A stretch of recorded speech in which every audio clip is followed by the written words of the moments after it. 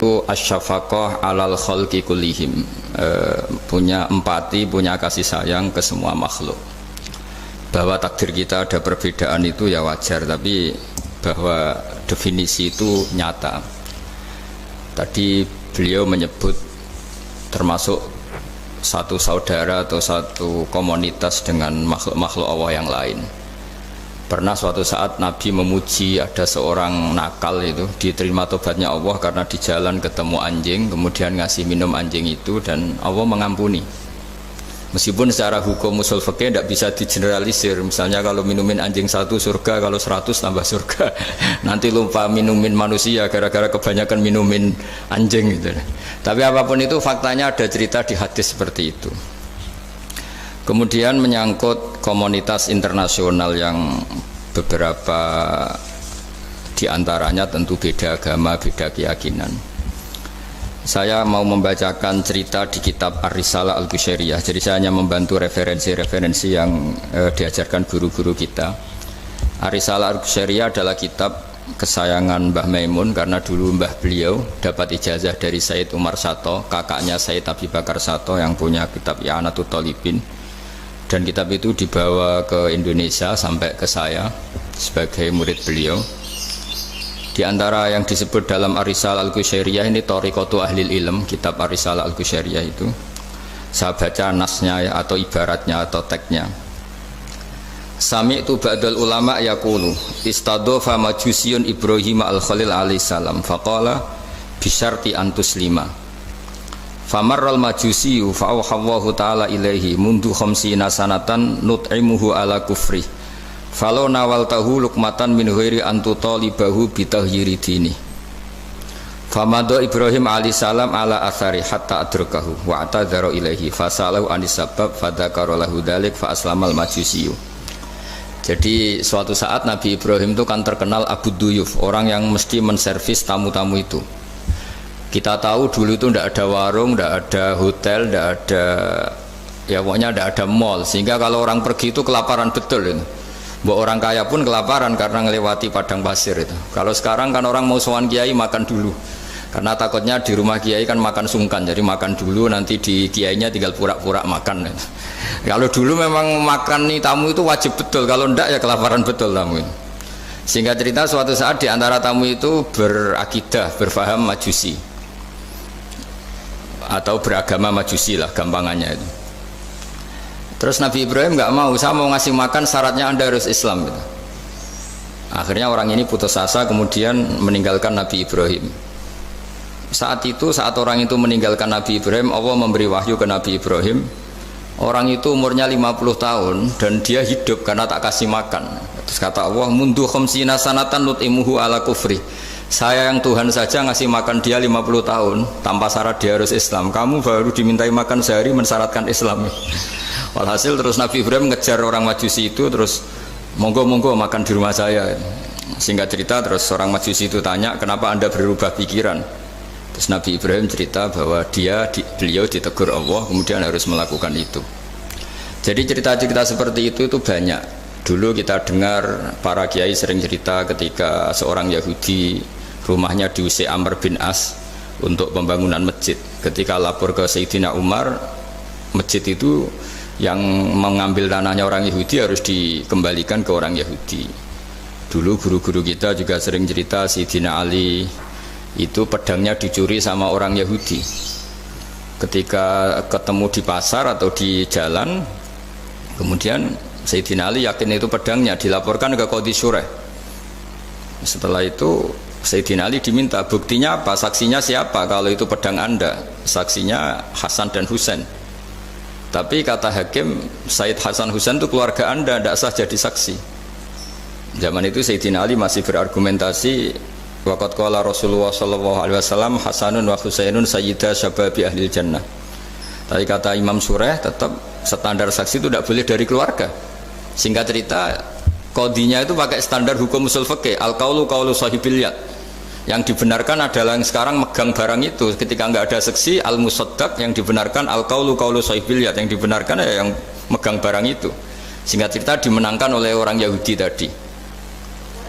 Setelah dimenangkan, Sayyidina Ali agak kecewa, masa seorang Amirul Mukminin sidang di pengadilan negeri kalah.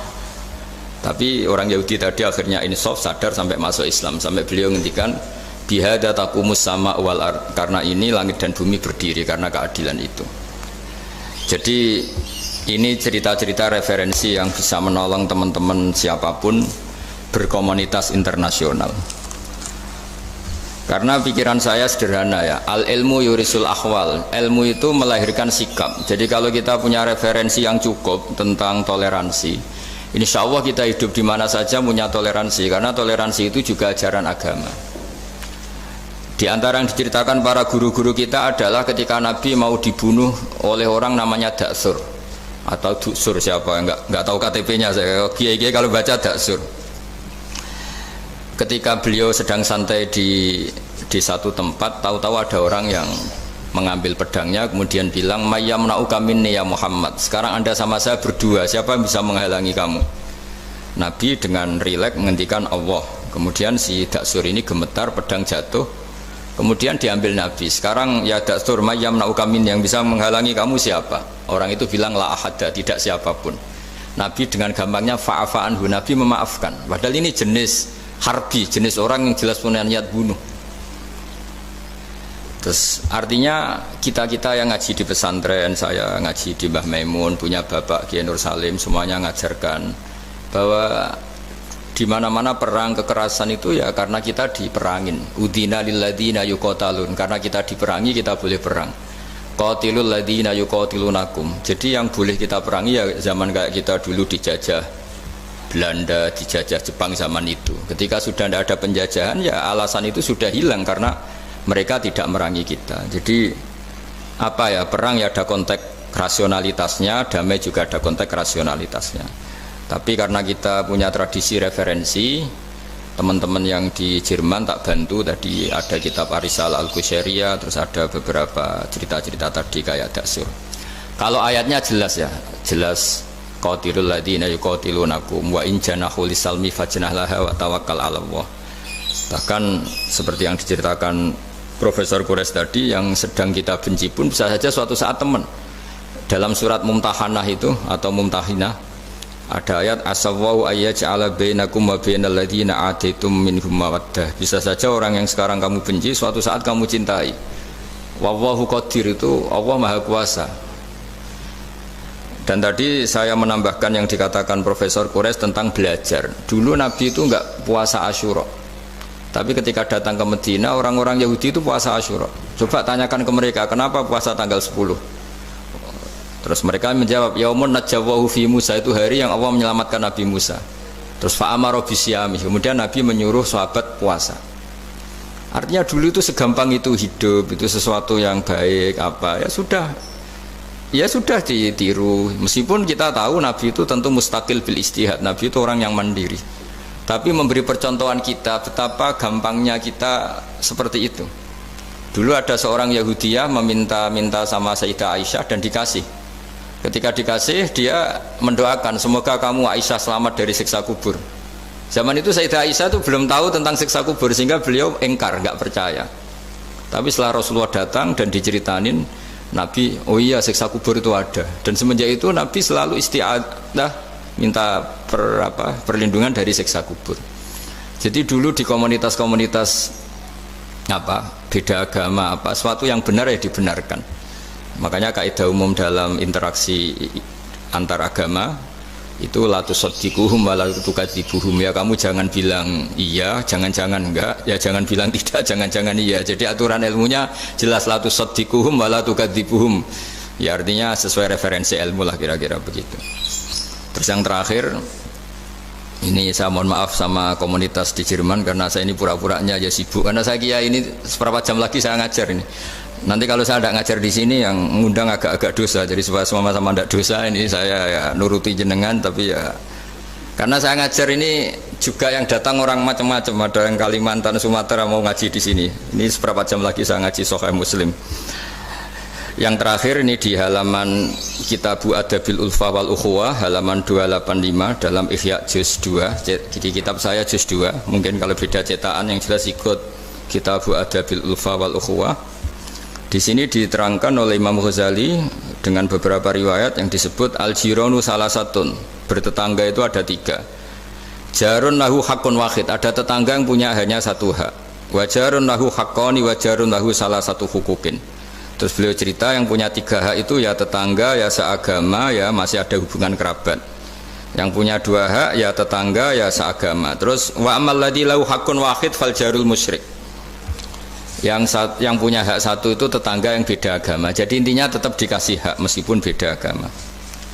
Sampai diantaranya disebutkan juga di halaman 287, Imam Ghazali ngendikan, beliau berfatwa dan beliau bercerita, rawahu Umar bin Syu'aib an Nabi an Jaddih anin Nabi. Terus qala Mujahid kuntu inda Abdillah bin Umar wa ghulamun lahu yaslahu syatan faqala ya ghulam idza salakhta fabda bijarinal Yahudi. Abdullah bin Umar itu sedang memasak kambing, atau itu pembantunya ini sedang nguliti kambing. Itu pesannya Abdullah bin Umar, ya ghulam idza salakhta fabda bijarinal Yahudi, nanti jangan lupa tetangga kita yang Yahudi. Ini di Ihya halaman 287. Hanya cerita kebaikan. Jadi cerita-cerita perang itu ya karena kita diperangin, tapi ya kalau kita dibaikin ya baik, itu ajaran Islam. Hatta qala dzalika miraron. Faqala lahu lima taqulu hadza. Ini pembantunya juga enggak langsung menerima. Kenapa saking enggak mau nerimanya diulang-ulang lagi oleh Abdullah bin Umar. Faqala inna Rasulullah sallallahu alaihi wasallam lam yazal yusina bil jar hatta khashina annahu sayuwarithu. Kenapa engkau melakukan itu ya Abdullah bin Umar? Terus beliau menjawab, Rasulullah itu selalu berpesan untuk berbuat baik sama tetangga. Tadi kita tahu kalau tetangga punya 3 hak, berarti seagama, ada hubungan kerabat, hakul jar, berarti 3. Ada yang seagama dan tidak punya hubungan kerabat, berarti punya 2 hak, yaitu 1 agama dan kerabat. Ada yang punya 1 hak saja, ya tidak keluarga, tidak seagama, tapi karena tetangga itu juga tetap punya hak. Dan itu pun masuk kategori lam yazal yusina bil jar, termasuk orang-orang yang harus kita baikin. Ya kalau di Qurannya kayak tadi ya, qatilul ladzina yuqatilunakum, boleh merangi ya yang merangi kita. Udzina lil ladzina yuqatalun, diberi hak merangi ya sama yang merangi kita, bukan yang tidak merangi kita. Terus waqala Hisam, kanal Hasanu la yara ba'san antut imal jarul Yahudiyya wan Nasraniyya min udkhiyatik. Bahkan sebagian ulama di sini disebut Hasan Basri berpendapat kalau berkorban, kalau punya tetangga Yahudi yang butuh nggak apa-apa dikasih dagingnya. Ini di halaman Ihya 287 juz 2. Jadi dari cerita-cerita itu dan referensi-referensi itu, teman-teman di Jerman tidak usah khawatir lah kalau kiai-kiai kayak kita itu berfatwa nggak boleh berkomunitas internasional nanti takut begini ndak lah. Kita bacanya ya sama seperti yang dibaca Profesor Kures, sama yang dibaca guru-guru kita. Jadi itu kalau boleh dikatakan sumbangan saya lah, bahwa di kita di pesantren itu ajaran-ajarannya juga seperti itu. Dan tadi beberapa kita saya sebutkan halamannya supaya bisa dicari, supaya tidak kelihatan hoax, juga tidak bikinan saya gitu, supaya jelas itu. Dan saya mohon maaf karena nggak bisa ngikuti sampai selesai, tapi saya ngapresiasi, semoga jadi syawal yang baik. Minal aidin wal faizin. Minal aidin artinya kita kembali menjadi ahli surga. Saya termasuk yang sependapat dengan kitab yang saya baca. Dulu kita ini ahli surga karena Nabi Adam lahirnya di surga dan diciptakan di surga. Karena satu kesalahan beliau harus kembali ke bumi. Dan setelah puasa itu selesai dan diterima, kita kembali ke ahli surga lagi, maksud minal aidin, kita kembali lagi berstatus sebagai ahli surga. Dan itu dimulai dari saling memaafkan, karena yang menghalangi masuk surga itu hak adami. Manusia itu kan paling kikir untuk memaafkan orang lain. Padahal kalau hak adami belum selesai itu Allah tidak mau memaafkan. Makanya syaratnya masuk surga harus kita saling memaafkan. Dengan cara seperti itu insya Allah kita minal aidin wal faizin. Jadi mohon maaf, sekali lagi mohon maaf karena saya tidak bisa ngikuti sampai selesai karena saya harus ngaji, karena bukan apa ya, memang harus. Andaikan sunat itu mungkin saya tinggalkan. Mohon maaf sekali. Wassalamualaikum warahmatullahi wabarakatuh. Waalaikumsalam. Terima kasih sekali Guru Ustaz. Kalau misalnya untuk satu pertanyaan, mungkin masih bisa Gus Pak atau Prof Rais, atau Prof Rais sama-sama harus tinggal 5 menit. Namun kan ini Gus, banyak yang nunggu, nanti saya yang dimarahi, ini saya juga menunaikan kewajiban. Prof Rais, ada satu pertanyaan dari pemerintah. Satu pertanyaan saya tunggu. Terima kasih Prof. Ini saya tanyakan langsung Prof. Saya pernah mendengar panjenengan menyampaikan tentang konsep kedamaian aktif dan pasif. Mungkin bisa dijelaskan Prof mengenai hal tersebut, khususnya dalam rangka mempersatukan hati tadi itu Prof. Baik, jadi begini, saya beri contoh.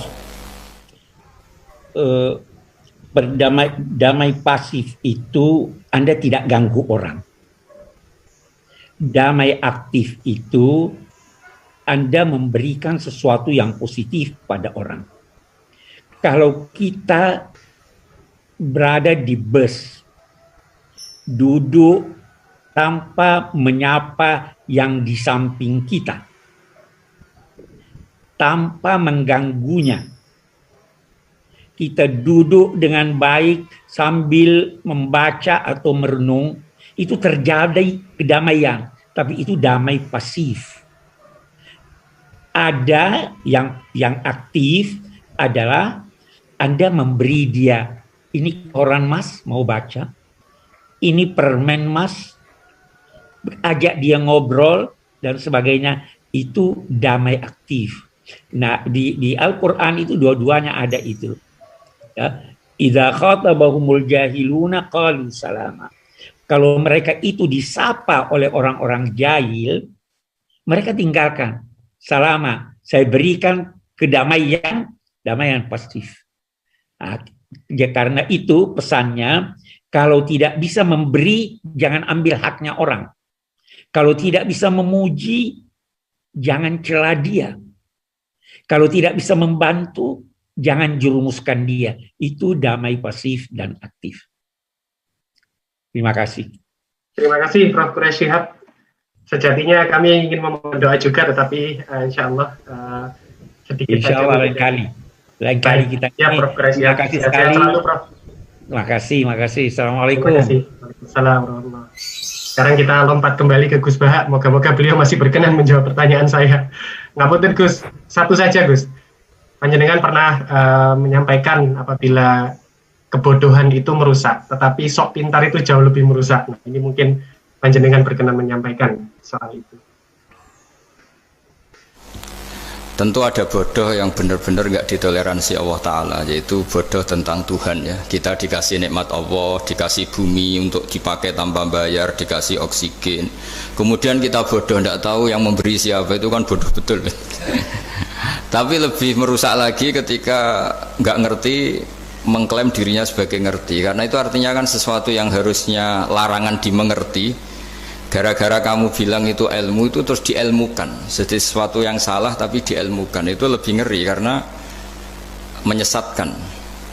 Saya beri contoh misalnya begini, kita di pondok itu kan ngaji jelimet lah, jelimet itu ya detail gitu. Sehingga kita tahu lah bodoh yang paling nggak ditoleransi itu bodoh tentang Allah. Sehingga ketika pertama kita ngaji, awalu wajibin alal insan ma'rifatullah, pertama yang harus kita tahu itu Allah. Kita sebagai warga negara Indonesia saja tahu presidennya siapa, bupati kita siapa, masa di buminya Allah tidak tahu yang bikin siapa, itu kan kebangetan. itu bodoh, itu merusak, terutama bodoh dalam hal-hal yang harus ngerti, yaitu tadi ma'rifatullah. Tapi juga ada yang lebih fatal lagi, tidak ngerti tapi menyesatkan dengan klaim ngerti.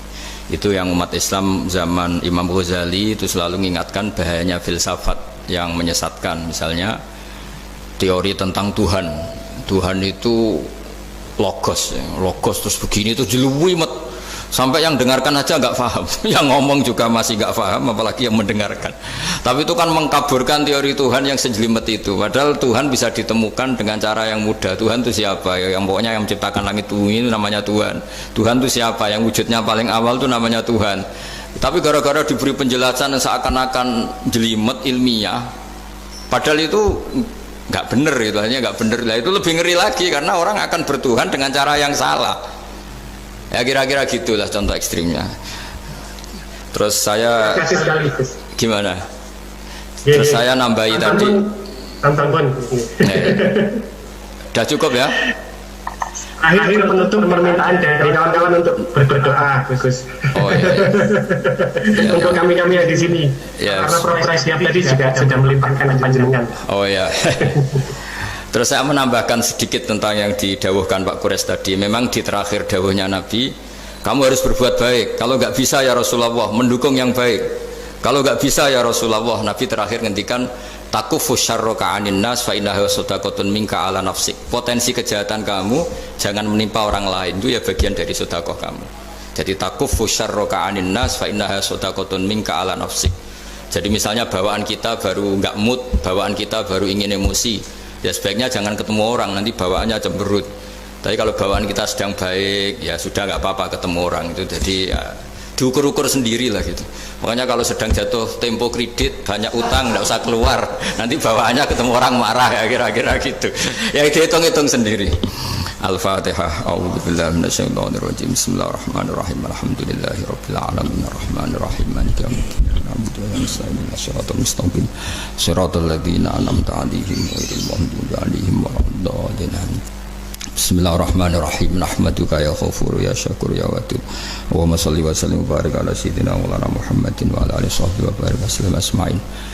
Nas'aluka ya Allah bi anna lakal hamda la ilaha illa anta al-hannan al-mannan ya badi'as samawati wal ardi ya hayyu ya qayyum. Nas'aluka ya Allah antarsukuna at-ta'asiyya wal qudwata wal iktida bi nabiyyika Muhammadin sallallahu alaihi wasallam. Rasulullah yas'alim ayatika yu'allimuhumul kitab wal hikmata yusakkihim kantal azizul hakim. Wa nas'aluka ya Allah antas'ala himmatana fi hadhihi dar ila kalimatikal ulya wasujuda laka warruku'a laka hatta nakuna ibadan laka ma'ari ayatin minka wa hifdin minka ya wa ir'ana fi aini riayatik wa hfatna bi hifdik nama kunna ya wa fi ardika wa fi mulkika ya wa faj'alna aminin mutmainin alladina la khawfun alaihim wa lahum yahzanun warzuqna al-busyra fid dunya wal akhirah urzuqna ya wa at-tawadduda wat tahaba ya wa sing yakunu dzalika sababan ya wa li ilahi kalimatika al-ulya wa khidmati dinika ya wa alal mahajjatil bayda lailuha kana hariha ya aqimna ala dzalika wa a'inna ala dzikrika wa syukrika wa husni ibadatik rabbana atina fid dunya hasanah fil akhirati hasanah wa qina adzabannar sallallahu ala sayyidina Muhammad wa baraka sallam subhana rabbika rabbil izzati amma yasifun salamun alal mursalin walhamdulillahi rabbil alamin. Al-Fatihah. Ar-Rahmanir-Rahim maliki yaumiddin nasta'inu siratal mustaqim siratal ladzina an'amta 'alaihim ghairil maghdubi 'alaihim waladdallin.